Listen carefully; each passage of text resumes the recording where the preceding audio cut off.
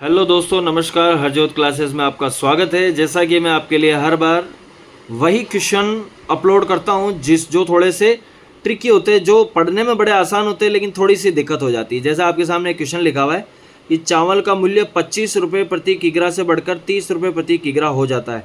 खर्च को समान बनाए रखने के लिए खपत को कितने प्रतिशत कम किया जाना चाहिए। सबसे पहले तो मैं आपको इसका बेसिक समझा देता हूँ कि ये प्रश्न बोल क्या रहा है। दोस्तों, मैंने आपके लिए क्वेश्चन उतार दिया है। मैं आपको पहले कंसेप्ट समझा देता हूँ, उसके बाद आपको मैं एक तरीका बता दूँगा कि हम इसको कैसे करेंगे। आपको पता होगा कि कीमत को जब हम खपत से गुणा करते हैं तो खर्चा आता है। जैसे नहीं समझ में आया, मैं आपको बोलूँ कि 5 रुपये किलो अगर कोई आटा है और कोई आदमी 10 किलो खाता है आटा, तो उसका खर्चा 50 रुपया हो गया। क्लियर है? प्रश्न मुझे ये कह रहा है कि अब जो 5 रुपये किलो आटा आता था ना, वो 5 रुपये किलो नहीं रहा है, अब वो 10 रुपये किलो हो गया है। ठीक है? और पहले मैं 10 किलो खाता था, अगर मैं आज भी 10 किलो खाऊंगा तो मेरा कितना खर्चा आ जाएगा? 100 रुपया। प्रश्न ये बोल रहा है कि मुझे खर्चे में परिवर्तन नहीं करना है, मतलब खर्चा मुझे 50 रुपये ही रखना है, और जो कीमत 10 रुपये हुई है उसमें भी चेंजेस नहीं हो सकते। वो पहले 5 रुपये का देता था तो हमारे व्यवहार के हिसाब से 5 रुपये नहीं करेगा, वो बोलेगा भाई साहब 10 रुपये किलो ही है और वो अपने पास 50 रुपये ही है।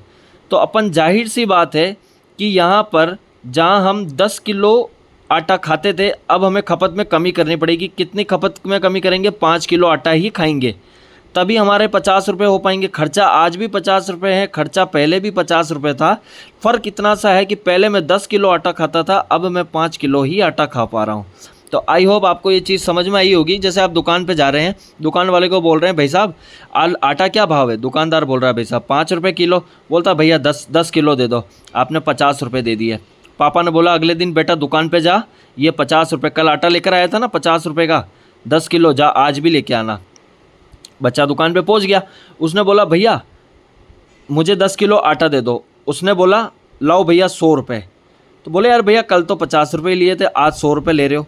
तो बोले भैया पहले आटे का भाव हमको वहाँ से पता चल गया कि भैया यार कल 5 रुपये किलो आटा था, आज 10 रुपये किलो हो गया, यानी आज मुझे 10 किलो ख़रीदने के लिए 100 रुपये देने पड़ेंगे। पापा ने तो 50 रुपये ही दिए हैं, तो जाहिर सी बात है हम आटा कितना लेके आएंगे 50 रुपये में 10 के हिसाब से। तो 10 का सीधा इसमें भाग लगाओगे तो कितना मिला मुझे? 5 किलो। तो यही इसका बेसिक कंसेप्ट है कि हमें कितना कमी करनी है। तो वही प्रश्न ने हमसे पूछा था कि चावल का मूल्य 25 रुपये किग्रा से बढ़कर 30 रुपये हो गया है। मतलब चावल की रेट पहले 25 रुपये थी, ठीक है, खपत नहीं दे रखी। इस प्रश्न में मैंने आपको ऊपर समझा दिया था कि मैं 10 किलो लेकर आ रहा हूँ, खपत दे रखी है, खपत नहीं दे रखी है। आपको सीधा ये बोला है कि 25 रुपये पहले रेट थी किसी चीज़ की, अब रेट हो गई है 30 रुपये। तो बोल रहा है कि आपको, ये तो है कीमत, यहाँ आएगी खपत और यहाँ आएगा आपका खर्चा, खर्चा। जाहिर सी बात है कि अगर 25 रुपये की चीज़ आप पहले लेकर आ रहे थे और इसने क्या बोला कि खर्चे में चेंजेस नहीं करना है, मतलब जो खर्चा पहले होता था आज भी वही खर्चा करना है ना। तो 25 रुपये की चीज़ थी, तो या तो आप इन दोनों का एलसीएम लेकर क्वांटिटी ले लो कि आपकी टोटल पहले क्वांटिटी कितनी थी और आज क्वांटिटी कितनी है, या फिर आप इसको बराबर करने के लिए आप कॉमन सेंस लगा सकते हैं कि अगर 30 यहाँ आ रहा है, अगर मैं 30 को यहाँ गुना कर दूँ, मान लो मेरी खपत 30 है, तो पहले मैं 25 रुपये किलो अगर कोई सामान लाता था, और अगर मैं 25 रुपये किलो कोई सामान है और अगर मैंने 30 किलो ख़रीदा तो मुझे उसके 750 रुपये देने पड़ते थे। आज अगर मैं, अब ये खपत 30 इधर मैंने इधर ले ली, अब ये इसको यहाँ ले लेता हूँ, आज मैं खपत अपनी 25 कर देता हूँ, 25 किलो, तो 30 रुपये के हिसाब से आज भी मुझे 750 रुपये ही देने पड़ेंगे। फ़र्क क्या आया कि पहले मैं 30 किलो लेकर आता था, आज मैं 25 किलो ही लेकर आ रहा हूँ। तो कमी कितने की हो गई है? कमी कितने की करी खपत में? 5 किलो की कमी हुई है। पहले कितनी थी? 30। कितना प्रतिशत की कमी हुई? जोड़ लो।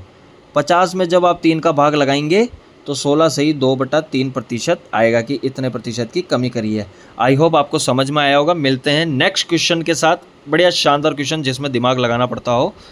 मिलते हैं, ठीक है दोस्तों। कोई दिक्कत हो तो कमेंट करके बताना समझ में आया या नहीं आया।